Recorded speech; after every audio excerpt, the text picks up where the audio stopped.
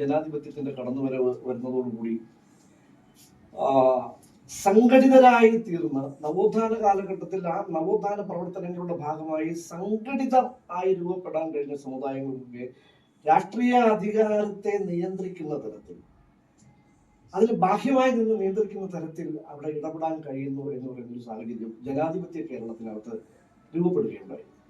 അപ്പൊ അതൊരു മാതൃകയായി പിന്തുടർന്നു എന്നുള്ളതാണ് കേരളത്തില് ജാതി സംഘടനകളുടെ ഒരു പ്രത്യേകത എന്ന് പറയുന്നത്.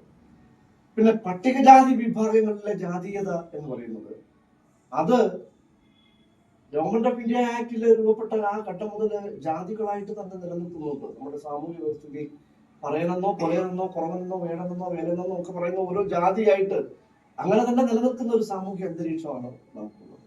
അപ്പോ നമുക്ക് ഒരു സാമൂഹ്യ മുന്നേറ്റം സാധ്യമാകത്തക്ക വിധത്തിലുള്ള സാമൂഹ്യ ഇടപെടലുകൾ ശക്തമായി രൂപപ്പെടുമ്പോൾ ഈ ഓരോ ജാതി വിഭാഗങ്ങളും ജനാധിപത്യ ബോധമുള്ള, വ്യക്തി ഉത്തരവാദിത്വമുള്ള ഒരു സമൂഹത്തെ രൂപപ്പെടുത്തുന്നതിനുള്ള പ്രവർത്തനങ്ങൾ നടത്തുന്നതായിരുന്നു.